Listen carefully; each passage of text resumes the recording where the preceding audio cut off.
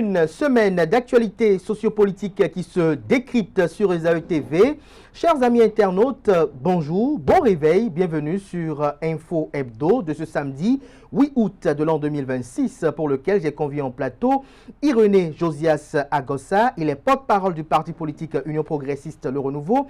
Il sera face à Arimi Choubadé, journaliste, analyste politique. Avec eux, chers amis internautes, on aura à décrypter la composition du bureau du Sénat, première mandature de la République du Bénin. On parlera en fin d'émission des Vaudundis qui passent de 3 à 7 jours. Sans discourir, chers amis internautes, juste après cette capsule vidéo, juste après, on se retrouve pour le décryptage proprement dit. Le décryptage du jour, comme je l'ai annoncé dans le sommaire de cette émission. Arimi Choubadé, bonjour. Oui, bonjour Kader. Merci d'être là ce matin. Tout le plaisir pour moi. Merci une fois encore. Bonjour à vous, Irénée Josias Agossa. Comment vous allez? Merci d'être là. C'est moi qui vous remercie. Alors, Arimi Choubadé, le Bénin est doté d'un Sénat constitutionnellement.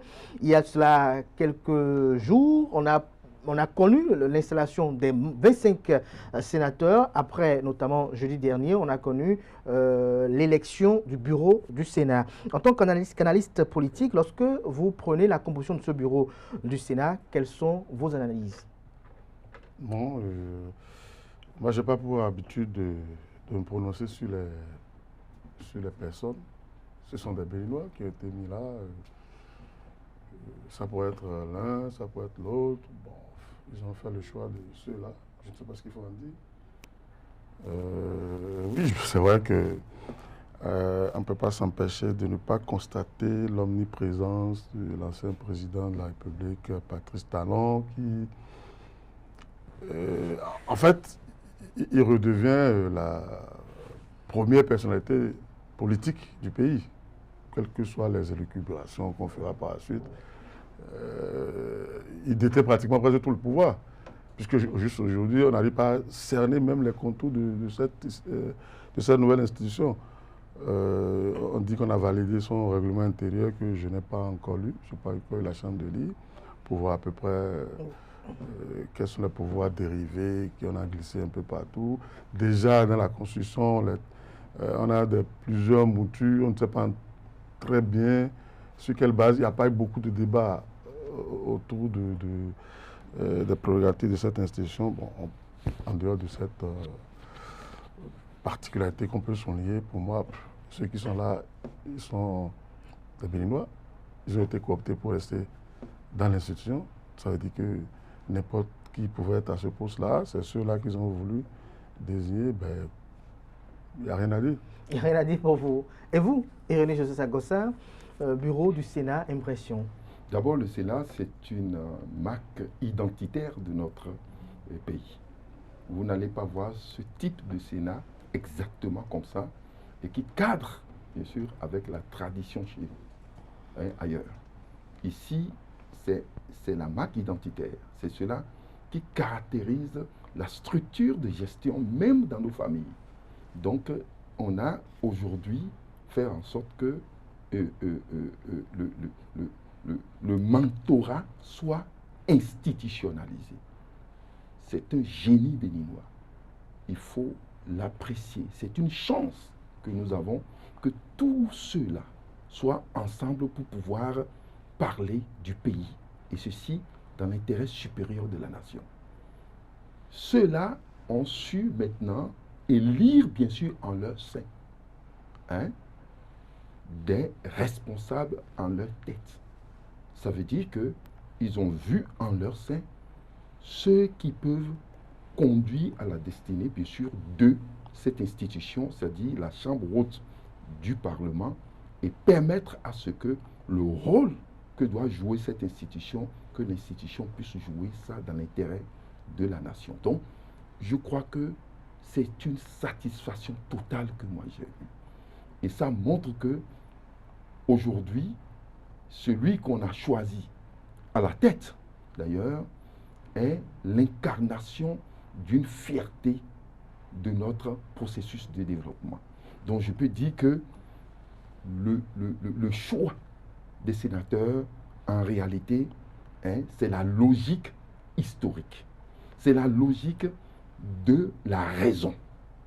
de la logique de la raison, qui a porté à la tête de cette institution celui qui peut conduire l'institution et qui croit bien sûr en son pays et qui manifeste aujourd'hui un patriotisme inégalé. Là, vous parlez de Patrice Talon. Je parle de Patrice Talon qui pouvait faire comme d'autres anciens chefs d'État, aller et se faire plaisir ailleurs, mais qui se donne encore pour son pays. Il vient de répondre encore à l'appel de la République et il vient de poser un acte majeur républicain. Alors, Arimi Choubadé, lorsque le Sénat était en train de lire son bureau, on a vu sur les réseaux sociaux une image, une photo sur laquelle on aperçoit côte à côte, marchant côte à côte, Patrice Talon et Boni Yayi. Pour l'analyse politique que vous êtes, qui avait quand même observé le Bénin politique de 2016 à 2026, vous avez été quand même commentateur des différents faits politiques. Quelle est l'interprétation que vous faites de cette image, vous? Aucune. Quelle image on n'a pas vue au Bénin ici? Elle me dit qu'on n'a jamais vu Adrien Ngweji et Yayi Boni en photo une fois. Vous n'avez jamais vu, je ne sais pas qui et qui. Vous pouvez faire tous les croisements possibles. En quoi ce croisement-là peut être singulier pour le pays? Ou Donc ceux qui commencent cette photo, oui. C'est caractéristique de notre pays aujourd'hui. Nous sommes dans la caricature. On prend une photo, on prend un individu et on pense qu'on parle du Bénin. Je ne sais pas s'il y a beaucoup de Béninois qui se reconnaissent dans tout ce qui se fabrique là. Tout le monde sait très bien que nous avons un problème. Voilà, on a entendu le nouveau président de la République qui, dans son discours, même à l'investiture, qui tentait de dire oui, il faut essayer de régler les problèmes. Et voilà, on prend une photo, on dit oui, ça y est, c'est la prospérité partagée, c'est l'incarnation de notre identité, etc. Je ne crois pas. On a tellement de problèmes dans ce pays-là. Rien que dans la semaine, on a doublé ou triplé les prix des forfaits Internet. Et ça n'a pas été un débat. Alors que c'est ça qui impacte directement la vie des gens. Je ne sais pas en quoi une photo prise à la volée. Et puis, ce n'est qu'une photo. C'est la photo. C'est-à-dire que sur laquelle on aperçoit deux acteurs. Non, le déclencheur peut avoir pris beaucoup d'autres images, beaucoup d'autres expressions. Mais on a choisi celle-là juste parce que nous sommes dans un pays de caricature désormais. Moi, je ne veux pas vouloir parler du Bénin et aller parler d'une institution qu'on ne connaît pas, que personne ne connaît, qui n'est pas de ma tradition. Dans ma famille, il n'y a pas de Sénat. Il n'y a pas de Sénat, il y a un chef de famille. Et puis ça s'arrête là, il invite, il convoque tout le monde, on vient s'asseoir, on parle, et puis c'est là, on s'en va. Donc vous, pour vous, Boni Yayi et Patrice Talon travailler ensemble au sein du Sénat, vous ne pensez pas que cela augure de perspectives radieuses pour la vie politique? Il faut qu'elles travaillent ensemble. Ils auront à travailler ensemble. Je ne sais pas. Alors, donc, ou alors, je ne sais pas si ici nous sommes en train de consulter le phare. Ils vont travailler ensemble, ils travaillent ensemble. Pour moi, je ne crois pas qu'on puisse s'attarder à ces genres d'événements ou autre mesure. Et puis, il suffisait qu'il s'assoit à quelqu'un, on prend une photo, et puis on dit oui, allez, venez, analysez, analyste. Il y a un gros problème. Il y a une certaine facilité, il y a une certaine... dans cette posture-là. Et ça ne m'étonne pas. Nous sommes un pays, aujourd'hui, intellectuellement très pauvre. Il faut qu'on se le dise. Si on en est à analyser, comment on appelle-t-on, un sourire d'une personnalité, alors que les vrais problèmes sont là, l'habitat des Béninois, on n'en parle pas. On est dans des problèmes d'inondation, on ne sait même pas comment on va en finir, puisque les pluies du Nord, la crue du Nord va venir nous envahir bientôt. On n'en parle pas. On ne sort pas le phare pour savoir si demain, comment on va juguler. On attend qu'un pont s'écrase quelque part pour qu'on sorte un communiqué pour dire aux gens de faire attention. Enfin, moi j'ai un problème dans cette gouvernance-là. Cette gouvernance qui veut qu'on s'extasie. Regardez toute l'attention pour l'installation de ce truc-là qu'on appelle Sénat. Que moi je ne connais pas. C'est une institution. Enfin, puisque les gens l'ont fait exister et on consacre de donner public à ça. On ne peut pas dire que ça n'existe pas. Ça nous impacte d'une manière ou d'une autre, notamment en termes de fonctionnement de l'État. Mais est-ce que c'était pertinent? On n'a jamais fait le débat. Moi, en tout cas, à mon niveau, je n'ai jamais été impliqué dans une réflexion par rapport à ça. Donc, je le subis, comme certains autres. Bon, si certains ont eu la chance de participer. Ben, je les félicite de nous avoir sorti un truc qui va nous coûter des milliards chaque année. Des milliards. Et René Joseph Sagossa, lorsque l'on regarde un peu la composition de ce bureau, on voit à la tête un Patrice Talon, ancien président de la République, qui a quitté le pouvoir il y a environ 2 mois, qui devient président du Sénat qui résulte des réformes politiques qui ont été structurées sous son magistère. Et comme vice-président, il a pour vice-président le président de l'Assemblée nationale qui a validé cette réforme constitutionnelle, et comme rapporteur, son ministre de l'Intérieur, rapporteur suppléant, son ministre du Travail et de la fonction publique. Lorsque vous regardez tout cela, quelle est l'image que cela envoie dans l'opinion selon vous? Vous parlez comme si ceux-là ont été nommés. Ils ont été élus, oui. Ils ont été élus. Par qui? Donnez-moi le nom de ceux qui ont participé à cette élection. Et allez voir le référentiel dans lequel ils sont en matière intellectuelle et en matière sociale. Je veux parler du professeur Olo. Bon, vis-à-vis dit que nous sommes intellectuellement faibles ou bien bas.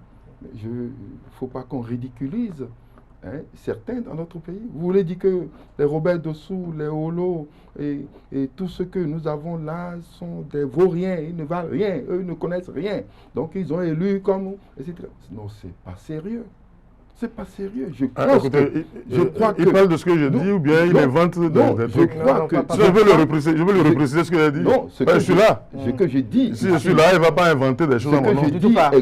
Alors, on aura chacun à intervenir. Je dis, ceux-là n'ont pas été nommés, ils ont été élus par des hommes que nous connaissons, dont nous connaissons l'histoire dans ce pays.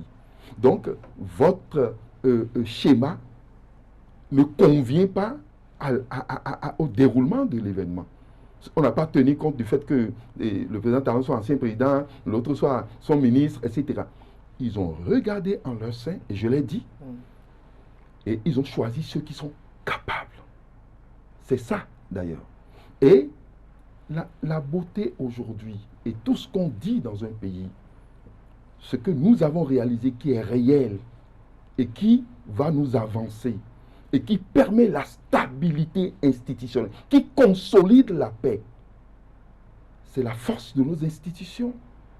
Ce qui est clair, tout ce qu'il a énuméré, qui sont d'autres aspects sur lesquels nous pouvons faire un débat, la gestion du quotidien, etc., Internet, d'autres trucs.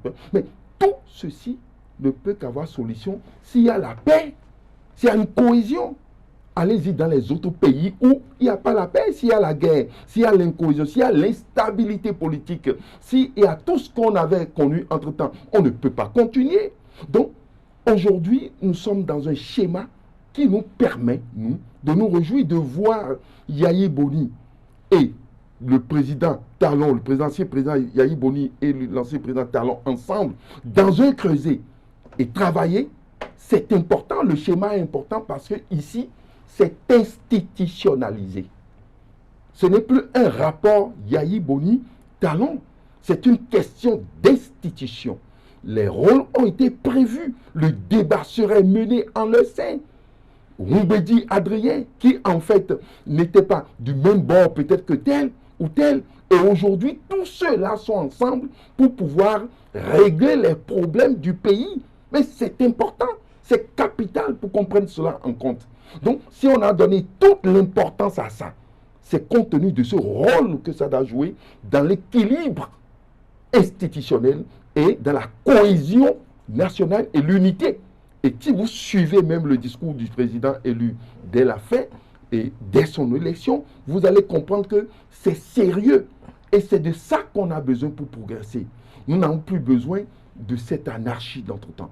Et il faut instaurer un système aujourd'hui pour que les accumulations de retard dans le rôle que doit jouer chaque génération continuent. Si une génération ne joue pas son rôle aujourd'hui, l'autre aura le devoir de jouer ce rôle. C'est ce qu'il dit. Si les générations avaient pensé, bien sûr, à comment aménager le territoire pour que l'inondation ne crée pas de problème, nous ne serons pas en train de parler de ça aujourd'hui. Si on avait déjà pensé depuis les années 70 comment mettre en place un système d'éducation, un système de formation pour que nous soyons en adéquation avec le besoin de l'emploi, on n'en serait pas là aujourd'hui. Le retard sur le plan infrastructurel que nous avons, Cotonou-Porto Novo, où il faut faire 1h30 avant d'aller, mais ce retard, il faut combler ça. Mais si on avait réglé ces problèmes, on ne serait pas à cette étape. Il faut aujourd'hui mettre des institutions fortes, comme ça se passe, garantir ces institutions, le fonctionnement de ces institutions, mieux gérer ces institutions pour que nous arrêtons le retard et que nous puissions progresser. Et c'est ce que je dis à mon ami d'en face pour dire que nous sommes dans le progrès. Mais, évidemment, il faut des gens comme lui pour que nous puissions écouter un autre son de cloche et savoir que il y en a encore à faire, parce qu'il y a encore des gens comme lui que nous devons ramener dans les rangs pour que le travail soit commun et qu'on bâtisse ensemble ce pays. Certes, il joue un rôle, hein, il joue son rôle, mais je me dis qu'il faut encore du boulot, parce que s'il y a encore des intellectuels comme lui, que je connais, qui tiennent bien sûr ses propos, alors il y a encore du boulot. Alors, Arémi Choubadé, lorsque je retourne vers vous, aujourd'hui, le Sénat, il est installé, on a son bureau, c'est une institution qui va jouer son rôle. Pour vous, quels sont les défis qui s'imposent à cette institution pour asseoir sa légitimité pour ceux qui restent sceptiques? Bon, je pensais que j'étais venu à une émission de décryptage, d'analyse. Je ne savais pas que j'allais assister à un prêche ou à un meeting politique de quelqu'un qui est en train de rameuter les indécis ou les... Moi, je ne suis pas opposant. Je ne suis opposant à personne. J'utilise ma libre pensée. Et quand vous avez vu avec quelle emphase, il parle de paix, d'unité, alors qu'il sait très bien qu'il y a des gens qui sont en exil, qu'il y a des gens qui sont en prison pour leur opinion, qu'il y a des détenus politiques. C'est dans la paix qu'on va chercher des journalistes à l'extérieur avec... Mais aujourd'hui, que faut-il faire? Non, à l'entendre, il n'y a plus rien à faire, puisqu'on est en train de consolider. Ça dit tout va bien, mais on consolide. Pendant qu'on consolide, il y a des gens qui quittent le pays. C'est ça, leur unité est là. Et puis, vous avez souligné quelque chose de très, très important. Si vous prenez la révision constitutionnelle qui a amené tout ça, vous avez le président de l'Assemblée nationale et vous avez le chef de l'État. Et les deux se retrouvent l'un président du génie qu'ils ont produit et l'autre son vice-président. Bon, ça c'est des faits, hein. C'est comme ça qu'on fait un génie. Et puis, j'ai l'impression que le Sénat, c'est la nouvelle génération. Hein? Et n'oubliez pas que le président de la République d'alors a nommé des membres, je crois 5 membres ou quelque chose comme ça, et le président de l'Assemblée nationale d'alors a nommé également. Et il se trouve que c'est leur tandem qui gagne les suffrages. Et quel suffrage? On dit, ben, ils sont élus par qui? Par vous, par moi? Ils ont été cooptés pour aller au Sénat. C'est l'aristocratie. Le président Ouattara en a décidé. C'est l'aristocratie. Ils sont là de par leur posture, de par leur parcours, et non parce que les citoyens le veulent. On a créé une caste aristocratique et on les a mis là. Et entre eux, ils se sont cooptés pour faire le vote qu'on dit. Mais on a vu comment les votes 24 sur 25. Bon, on a vu quand même qu'il y avait un qui a voté. Mais je vous dis que le président et son vice-président ont coopté un certain nombre. Sinon, les deux, rien que les deux, ils font déjà la majorité de ceux qui sont cooptés, sans oublier par ailleurs toutes les combinaisons qu'on peut. Moi, je ne veux pas.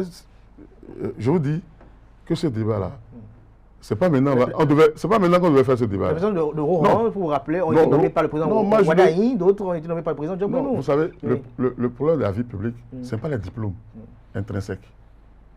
Il faut venir faire des diplômes de la vie publique, de l'animation de la vie publique. C'est de ça qu'on parle, de la faiblesse intellectuelle à ce niveau-là. Je ne sais pas quelle école politique mon ami a fait. Je ne sais pas s'ils sont partis à une école où si vous prenez la Chine, ils sont partis uniques. Mais ils ont une université ou des universités, une école du parti qui forme les élites sur le modèle qu'ils ont défini. Et tout le monde est d'accord. Ce n'est pas un génie quelque part qui invente et qui embarque 1 milliard de personnes. Comme on le fait ici, où on a un génie. Alors aujourd'hui, Arémi Choubadé, vous estimez qu'il y a des gens qui se retrouvent hors du pays, des gens qui se retrouvent en prison et qui génèrent un malaise. Comment solver ce malaise-là? Mais tout le monde sait comment solder. Tout le monde sait très bien comment solder. Mais il se fait que c'est la caste qui a provoqué le malaise qui est toujours aux manettes. Donc, comment leur dire de remettre en cause le mécanisme qu'ils ont produit? C'est ça qu'il faut savoir. Comment aller convaincre? Est-ce que l'expression n'est pas trop forte? Est-ce qu'elle n'est pas inadéquate de caste? Est-ce qu'on parle de caste? Bon, groupe. Vous êtes d'accord? Vous êtes d'accord avec moi? Ah, ou bien, parce que nous sommes ici dans un processus d'animation de la vie publique, qui tend vers la politique, vers les ramifications et tout. Mais aujourd'hui, la manière dont on fait la politique, c'est ça qu'il faut revoir. Il faut cesser avec les coups de génie. Nous sommes une république. Nous ne sommes pas un pays de quelqu'un qui a un génie et qui nous mène. Le guide éclairé, ça c'est terminé ça.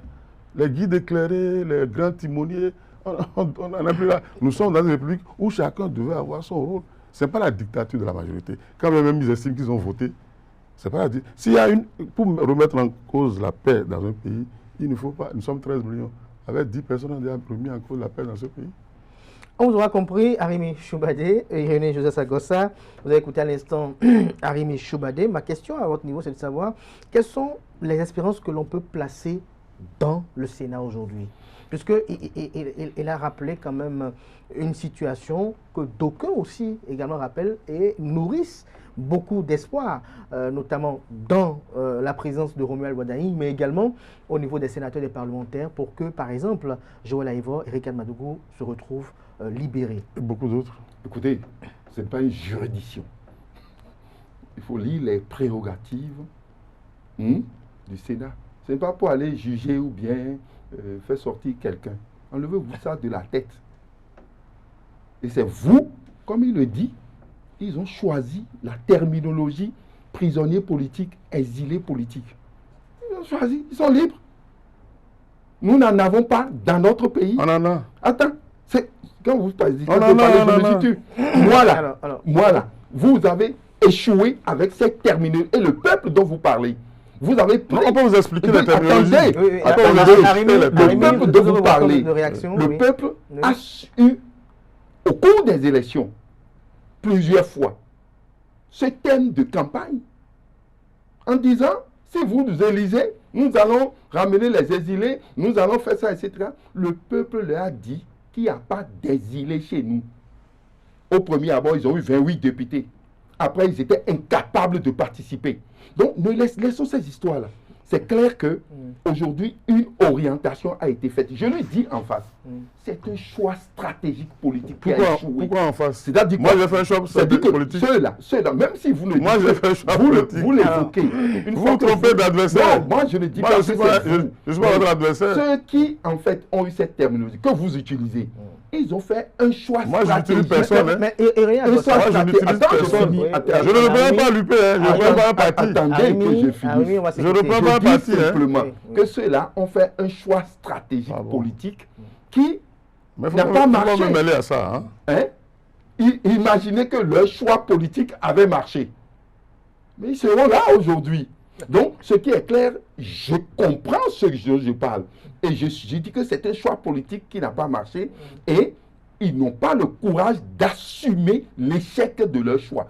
Aujourd'hui, les exilés qu'on qualifie de politiques, les prisonniers qu'on qualifie de politiques ont pris un risque politique qui n'a pas marché. Alors, donc, ce que je dis, ce n'est pas le rôle du Sénat.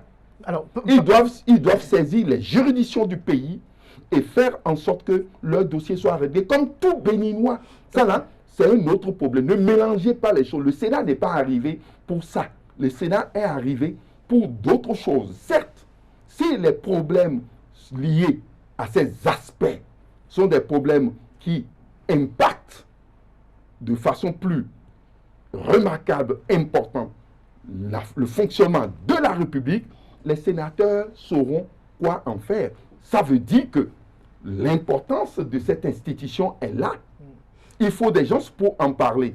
Mais ce n'est pas une juridiction du pays. Et je veux dire aussi que, en réalité, ce que nous avons dans ce pays et que nous pouvons dire, ce n'est pas un groupe de gens. Non. Quand je dis faut pas ridiculiser notre intelligence. Je sais de quoi je parle. Donc, tous ceux qui sont là, soyons sérieux. Donc, c'est un goût, c'est l'aristocratie qui s'est mise en place pour diriger. C'est faux. C'est faux. Lui-même a dit dans sa famille qu'il y a un chef de famille. Moi, dans ma famille, il y a des chefs de famille, il y a des groupes de sages qu'on consulte. Et ça, c'est de la tradition africaine. Ceux-là, ils viennent, ils posent les problèmes et règlent les problèmes au-delà des rivalités. Aujourd'hui, nous avons une stabilité à maintenir. Nous avons une identité retrouvée qu'il faut conserver. Nous sommes dans cette logique et c'est en maintenant la constance, en allant vers cette stabilité, en maintenant tout ça, que les problèmes vont trouver solution. Et ces problèmes ne sont pas des problèmes personnels à régler. En disant que et tel a été tel a été nommé. Je ne sais pas si le président Talon a nommé quelqu'un dans ce Sénat. Il en a nommé. Le président Talon a nommé. Si, il en a nommé. C'est le président Wadayi. C'est le président Wadayi qui a nommé. Et c'est le président Djogbeni qui, fait, à la tête du Parlement, qui a nommé. Mais ils l'ont nommé en tant qu'institution. N'oubliez jamais, le président Wadayi est là en tant qu'institution. Allez lire la Constitution. Président de la République, c'est une institution. Comme président de l'Assemblée, c'est une institution. Éloignons-nous de la personnalisation des institutions. Et nous sommes allés au-delà. Et notre génie aujourd'hui, c'est d'institutionnaliser les choses et de ne plus rester dans les comparaisons d'individus et autres. Moi, j'ai une question pour vous, Irénée Agossa, avant que vous allez très loin. C'est de vous poser la question de savoir, lorsqu'on parle de détenus dits politiques, de prisonniers dits politiques, ce sont des acteurs politiques que vous connaissez très bien. Lorsqu'on parle de Joël Aïvol, on parle de Riket Madougou, on parle de Valentin Agassou-Dianontin, ce sont des acteurs politiques que vous avez eu à côtoyer. Lorsqu'on reste dans votre philosophie, qu'ils ont fait un choix politique peut-être risqué qui a conduit à leur situation actuelle, est-ce que vous ne pensez pas qu'il faille, à un moment donné, penser à cette situation-là qui reste et demeure un facteur sur lequel des acteurs peuvent s'arc-bouter pour agir maladroitement lorsqu'on se réfère un peu aux événements du 7 décembre dernier? Vous connaissez ma religion. Hein. J'ai dit sur ce plateau que ceux qui ne veulent pas de la mutation finiront par se voir en face d'une obligation et vont muter. Telle a été la voie de sagesse choisie par le président Yahi Boni. Ils n'ont qu'à prendre pour exemple le président Yahi Boni. Et ils verront vous pensez qu'en prison, ils peuvent prendre la voie de sagesse, c'est ça?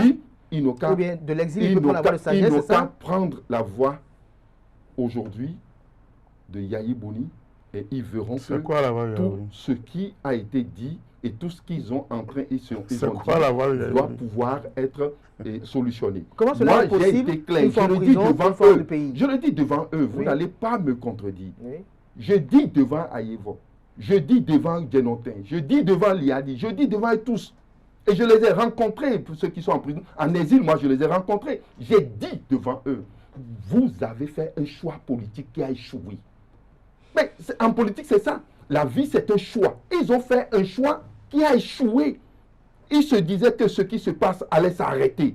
Et ils vont peut-être venir. Ils ont fait un choix qui a totalement échoué dans tous les sens. Aujourd'hui, il faut reconnaître cet échec. Il faut l'assumer et accepter ce qui convient. Ils ne vont pas dire là que c'est les autres qui ont créé et que c'est eux qui vont régler le problème à leur niveau. C'est eux-mêmes qui vont régler leur problème. Et ils n'ont qu'à être confiants. Les institutions sont en place aujourd'hui pour les accompagner dans le sens républicain. Qu'ils se disent qu'ils ne sont pas prisonniers politiques. Il ne faut plus qu'ils disent ça. Il ne faut plus qu'ils disent qu'ils sont exilés politiques. Et vous allez voir que dans le sens républicain, les trucs vont trouver solution. Donc, moi, je suis pour, bien sûr, le fait qu'il faut solutionner, mais il va falloir que chacun puisse comprendre le rythme dans lequel nous sommes aujourd'hui et s'adapter, muter. Prendre conscience des rapports de force, c'est ça? Ce n'est pas prendre conscience seulement des rapports de force. Prendre conscience de l'allure que nous avons pris aujourd'hui qui est irréversible et accepter par le peuple et la quasi-totalité de la classe politique. Donc, nous sommes tous engagés, il faut qu'ils le comprennent.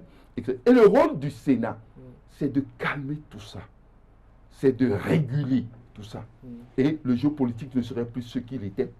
Ça serait plus dans l'ordre et on ne viendra plus dire du n'importe quoi. On n'arrêtera plus quelqu'un et que quelqu'un se lève pour dire prisonnier politique. Ce langage va disparaître dans très peu sur le de rôle temps. du Sénat.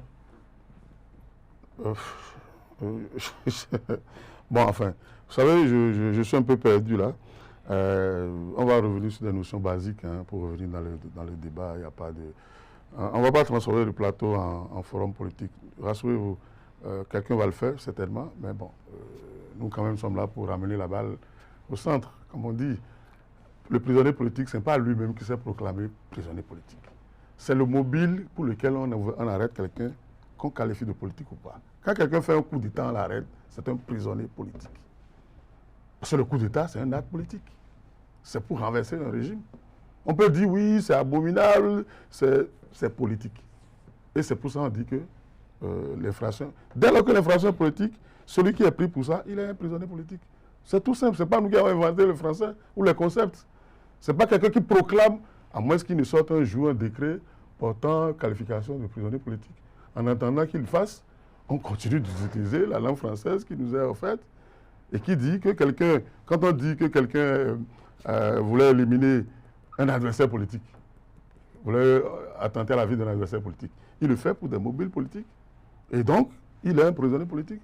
Ce n'est pas que bon, dès qu'on arrête quelqu'un, on se lève, il y a une assise quelque part qui qualifie une infraction de politique. Non, dès lors que les mobiles sont politiques, celui qui est pris pour ça, il est un prisonnier politique, quoi qu'on dise.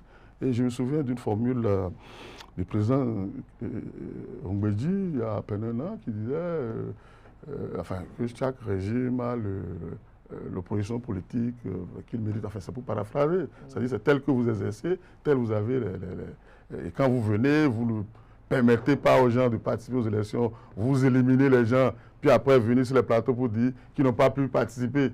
Et vous le faites. Et que les gens trouvent des moyens pour y arriver, c'est parce que vous avez fermé les portes classiques. On n'a pas, il y a eu le 7 décembre de 2000 combien ici, et qui a créé tout ce qu'on veut, qui a mis en émoi tout le pays. Et il s'en est fallu du peu. Des gens sont morts dans cette histoire-là.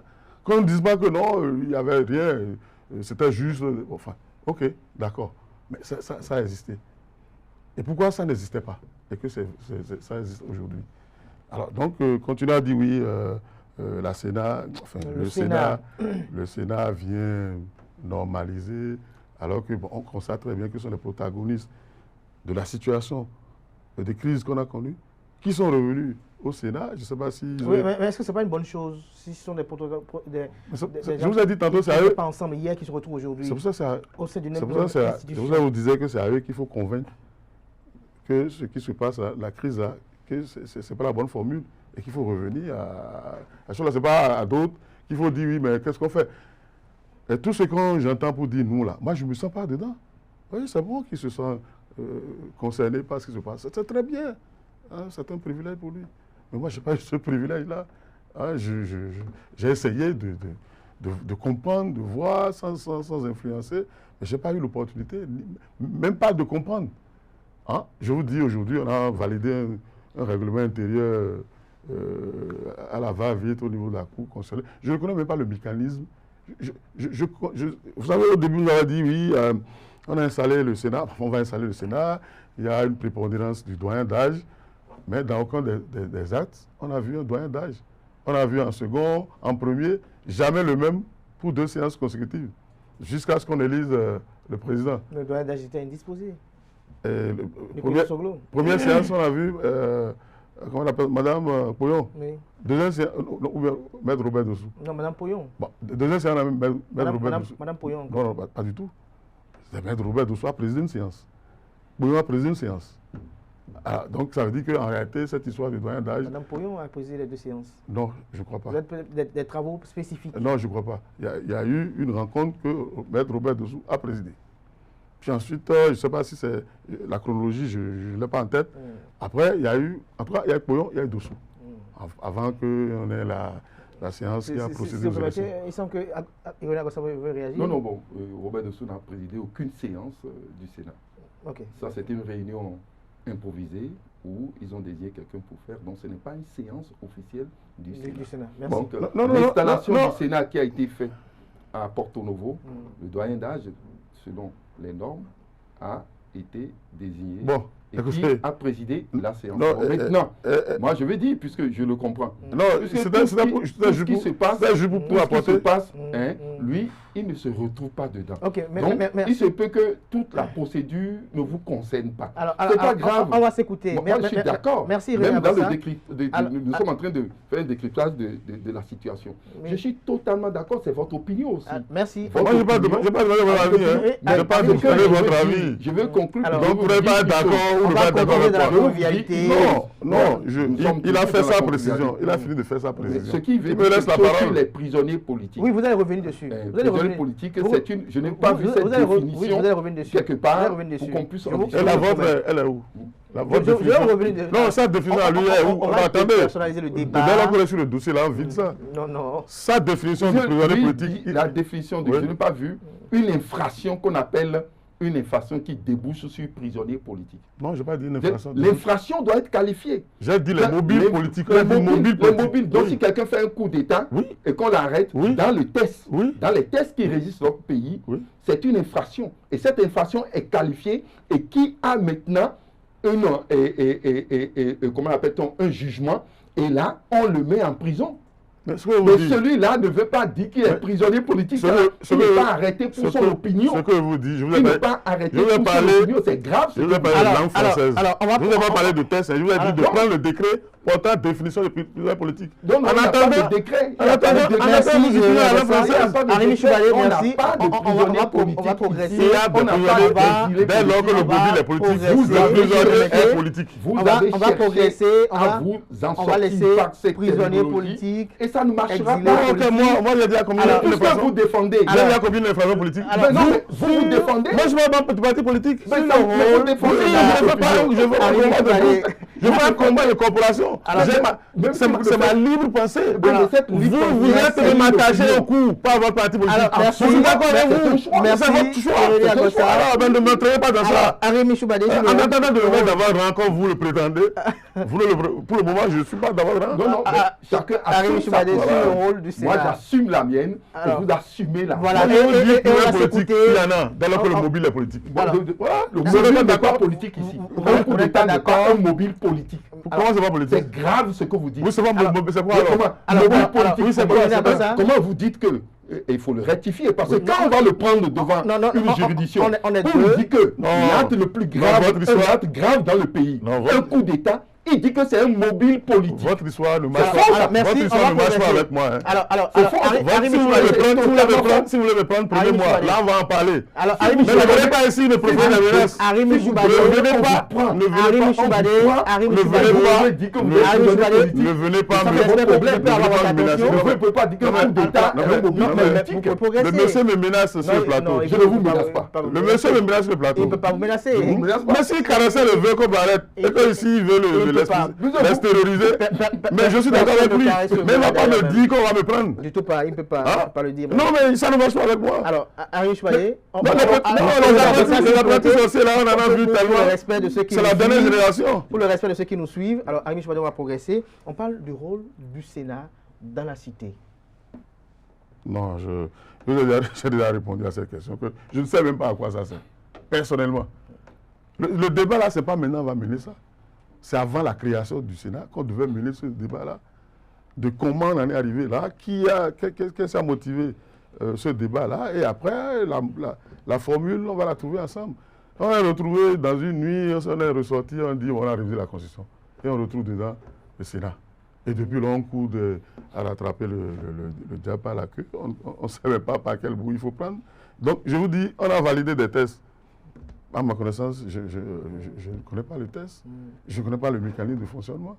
Je ne sais pas quels sont les pouvoirs. On a dit, bon, ils peuvent arracher la nationalité à des droits civiques. Droits civiques, tous ces gens-là. Je ne sais pas comment. Et on me dit que ce n'est pas une juridiction. Je veux bien voir de quoi il s'agit. S'ils sont capables de prononcer des sanctions. Et quand on dit que ce n'est pas une juridiction, moi, je veux bien savoir dans quoi nous sommes. C'est toujours notre génie intellectuel là, qui marche à ce niveau-là, ou des petits coups d'apprentis sorciers qu'on rassemble et puis bon, qui proposent des choses pour dribbler tout le monde. Et ça dit que c'est comme on dit chez les Français, le piège du trou. C'est-à-dire que on en fait suffisamment pour que quel que soit là où vous mettez le pied, vous êtes toujours, le pied est toujours dans un trou. Vous comprenez, c'est un peu ça. C'est-à-dire qu'ils ont des tests à eux qui sont variables à tout moment. Et dès que vous mettez le pied, comme il dit là, on vous prend. C'est ça. Merci à vous, Arimé Choubadio, on aura compris. Irénée Joseph Agossa, qu'est-ce qui change désormais avec le Sénat totalement installé? Le Sénat totalement installé montre que nous sommes dans une structure de confiance. Et quand vous allez à l'extérieur, aujourd'hui, partout, le Bénin est un pays qui a retrouvé la confiance et on est fiers de notre pays. Donc, et il n'y a pas de développement sans élément de confiance, sans une stabilité. Nous avons cette stabilité économique, nous avons cette stabilité politique et nous avons une cohésion sociale, nous avons l'unité nationale et nous sommes en train de confirmer aujourd'hui l'identité retrouvée. Donc, le Sénat, aujourd'hui, nous permet de consolider cet ensemble. Et le Sénat permet de gérer la trêve politique et de permettre à ce que nous nous occupons plus du développement du pays au lieu de la chamaille. Alors, au lieu de la chamaille, donc, nous nous occupons du développement du pays et chacun doit assumer ses responsabilités. Alors, lorsqu'on vous entend, sans que vous avez lu les textes, vous parlez que le Sénat gère la trêve politique. Oui. Concernant cette période de trêve politique, quelles sont les prérogatives précises du Sénat? Chacun doit pouvoir désormais s'occuper de son programme, de la vision du développement du pays. Il a posé des problèmes.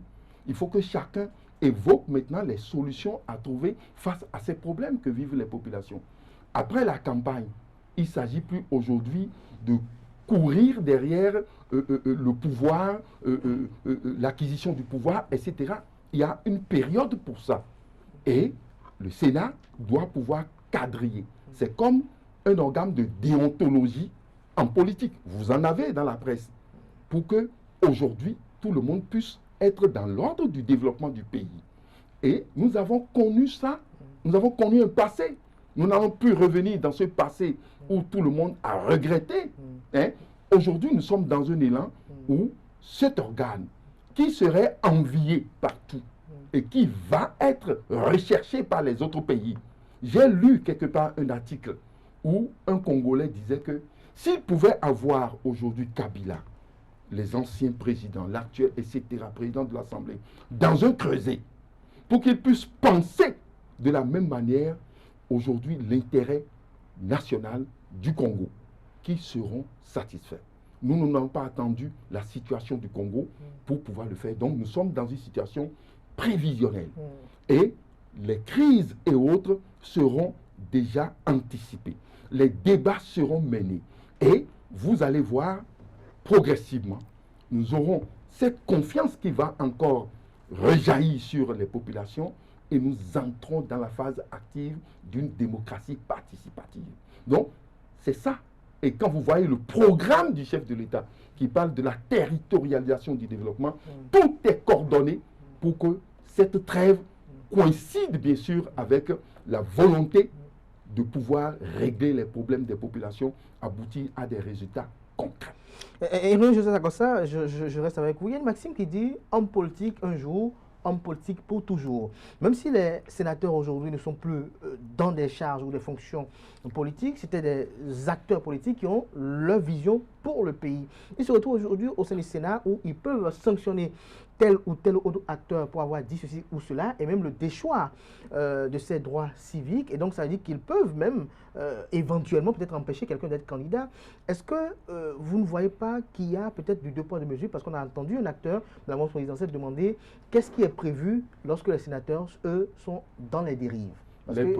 Tout est prévu, chacun est dans son rôle. La Cour constitutionnelle est dans la constitutionnalité des actes que vous posez. Les sénateurs ne sont pas en dehors de cette norme. Donc, et les sénateurs, les règles dans lesquelles tout va se passer existent. Vous allez voir le couloir qui existe entre les juridictions du pays et les décisions qui seront prises au niveau du Sénat. Donc, c'est comme nous autres à la HAC, nous pouvons vous arracher, bien sûr, une fréquence, mais vous pouvez saisir la Cour suprême. Donc, ça veut dire que si je suis objet d'une décision du Sénat, je peux l'attaquer devant la Cour constitutionnelle? Si l'acte du Sénat ne respecte pas la Constitution, les sages de la Cour constitution vont déclarer ça anticonstitutionnel. La preuve, leur règlement intérieur a été validé d'abord par la Cour constitutionnelle. Ils ne sont pas au-dessus de la Cour constitutionnelle. Donc, ce qui est clair, chaque institution va jouer son rôle. Et il faut comprendre que la Cour constitutionnelle régule le fonctionnement des institutions de la République. Donc, s'il y a un problème de fonctionnement d'institution, c'est prévu dans notre mécanisme institutionnel pour que la Cour constitutionnelle gère ça. Il n'y a aucun problème à avoir et nous ne sommes pas, je répète, nous n'avons pas une juridiction ici. C'est une autre institution qui a ses prérogatives clairement définies et qui a des liens, bien sûr, avec les autres institutions de la République. Donc, et personne ne peut dire aujourd'hui que le Sénat est venu pour faire autre chose que ce que la Constitution a prévu et ce qu'il doit faire pour le bien-être de chaque bénévole. Merci à vous, Joseph Sagossa, pour ces éclairages. Arimi Choubadé, on dira wait and see pour voir les premiers pas que posera ce Sénat. Non, le FA de l'UP a parlé. Non. Vous êtes tellement taquin. Non, pas taquin, je veux bien voir. Moi, je veux bien voir les tests. Vous savez, cette histoire d'institution de droit civil, enfin, de tout ce genre-là, c'est des sanctions. Est-ce que le chef d'État est épargné par ça? Est-ce que le chef d'État peut voir ses droits civiques être déchus, par exemple? On fait un test, mais je crois que non. Est-ce que le président de la Cour... Ah, enfin, le FA n'a pas encore dit ça. Mais entre nous, on se pose des questions. On se pose des questions. Je sais pas s'il y a une liste... Les réponses sont dans les textes. Je sais pas s'il y a une liste de gens qui ne peuvent pas subir cette sanction-là. Ou si ce sont tous les citoyens. Si ce sont tous les citoyens qui sont assujettis à cette sanction, que ne peut prononcer... que la Sénat seule peut prononcer. Le Sénat. Enfin, voilà, on va finir par ça. Que le Sénat seul peut prononcer. Elle dit que tout le monde est assujetti à ça. Et donc, le chef de l'État lui-même peut passer à la trappe. Le président de la Cour constitutionnelle peut... Je ne pense pas que le chef de l'État... Enfin, est-ce que c'est ce que vous pensez ou bien c'est ce que les thèses disent? C'est ce que les thèses disent. Donc, les thèses, moi je pense que... mon vis-à-vis, il ne faut pas qu'il fasse comme l'ayatollah Khomeini, qui n'a jamais lu les versets sataniques et qui condamne. Si vous voulez condamner un test, vous voulez critiquer un test, il faut connaître ce test. On ne dit jamais si. Donc pour vous poser des questions, c'est condamné. Vous pouvez aller pour vous poser des questions, c'est condamné. C'est ça notre génie intellectuel. C'est ça notre génie intellectuel. Donc, la connaissance, quand vous voulez critiquer un test, donnez votre avis sur le test. On n'est pas dans la critique. Vous allez connaître le test. Moi, j'invite chacun de nous, et chaque béninois, bien sûr, à aller lire ces tests et comprendre mieux ce qu'il dit. On n'est pas dans la critique, on a posé juste des questions. Le chef de l'État incarne la Constitution. Le chef de l'État est le chef suprême, c'est clair. Il est au-dessus, bien sûr. Il est le chef suprême des armées. Il est le chef du gouvernement. C'est lui le garant de notre Constitution. C'est lui le premier magistrat du pays. C'est dit clairement. Donc, ne mêlez pas le chef de l'État. Dans quel article on a dit qu'il est premier magistrat? Ne mêlez pas le chef de l'État. Dans quel article on a dit qu'il est premier magistrat? Il ne faut pas mettre dedans. Ça, c'est le génie intellectuel béninois. Je suis d'accord. Je suis d'accord avec lui. Arimi Choubadé, dernier sujet à décrypter ce samedi matin, c'est en lien avec les Vaudouistes qui passent de 3 à 7 jours. 7 jours fériés, c'est ça? Non, pas 7 jours fériés. Alors, si ce n'est pas férié, en quoi c'est décrété? Ce que chacun fait de ces journées appartient à chaque individu. C'est quand ça devient férié que, bon, ce décret-là peut prospérer. Si ça reste dans les 3 jours fériés, et que on peut même fêter ça sur 360 jours, il y a les adeptes du vaudou qui sont là pour dédier au vaudou tout le temps. Nous avons des frères qui sont malades, qui vont dans des couvents pour se faire soigner ou des trucs de ce genre-là. Donc, je ne sais pas à quoi ça sert de dire oui, c'est 7 jours ou c'est 8 jours, dès lors que ce n'est pas férié. Hein? Si c'est férié, les 16 jours, là, on va en débattre pour voir la... Voilà. Oui, c'est important, d'autant plus que des gens prennent le vol, hein, des gens prennent le billet et réservent des hôtels pour venir, mais ils se disaient que c'était sur 3 jours. C'est surtout concernant les manifestations. C'est-à-dire que le touriste qui vient des États-Unis et autres, il saura que sur 7 jours, il peut pouvoir encore visiter le site et qu'il peut encore être au contact des manifestations durant 7 jours. Mais les sites sont ouverts. Donc, et qu'aujourd'hui, vous allez à Ouida, il n'y a pas Vodun Days. Les sites sont fermés. Il n'y a pas Vodun Days. Les sites sont fermés. On a parlé de Vodun Days. Non, Days, ça veut dire quoi? Vodun Days, ça veut dire qu'il y a les manifestations culturelles. Ces manifestations vont durer 7 jours. C'est ça qui a été précisé. Donc, dans ces 7 jours, il y a les 3 jours fériés. Et cela rassure le Là, ça devient Ouida Days. Ça rassure le Là, c'est pas Vodun Days. Donc, quand vous venez dans le pays, vous êtes sûr que durant 7 jours, vous avez les manifestations culturelles et que vous pouvez en bénéficier. Et chacun peut faire son programme par rapport. Parce que quand il parle de fonctionnaire, le fonctionnaire peut dégager son congé par rapport à ça, si c'est que c'est 7 jours. Vous allez au Brésil, ça dure 1 mois, mais on peut définir le congé, on peut pouvoir travailler par rapport à ça. Ça a un impact énorme sur l'économie. Et c'est ça qu'on est en train de viser ici. Donc, c'est clair, moi j'ai des amis qui étaient venus et qui étaient là seulement pour 3 jours. J'ai vu que c'est court. Il faut qu'il y ait les manifestations sur 7 jours et qu'on puisse voir et peut-être progresser. Pourquoi pas 1 mois? Pour permettre à ce que... Oui, 1 mois. Ouais, un mois, celui qui prend son congé d'1 mois, il peut dire que moi je table mes congés 2 semaines. Attendez, il va pouvoir venir constater ce que nous sommes, c'est notre identité. Nous n'avons aucune honte à pouvoir montrer cette identité, à faire valoir cette identité. Donc, c'est ce que nous avons fait. Et c'est ce que le comité a fait et qui aura son impact sur notre économie, aura son impact sur la visibilité du pays et permettra bien sûr au tourisme de venir et de faire ce qu'il doit faire. Et même nous-mêmes les Béninois, de programmer les congés. Moi, j'ai mon fils qui a programmé déjà son congé par rapport au Vodun Days. Merci à vous, Irénée Joseph Sarkossa. Arim Chouade, merci. Dernier tour d'échange. Il y a exactement 8 jours, c'était le 1er août, le Bénin a connu les manifestations officielles du 1er août. La veille, le chef de l'État a effectué un message également. Lorsque vous regardez tout ceci, ce 66e anniversaire de l'indépendance du Bénin, Arim Chouade, quelles sont vos impressions? Non, la tradition républicaine. Ce n'est pas le premier chef d'État qui a prononcé un discours la veille d'une fête. Le contenu du discours, du message? J'avoue que je n'ai pas pris connaissance du contenu.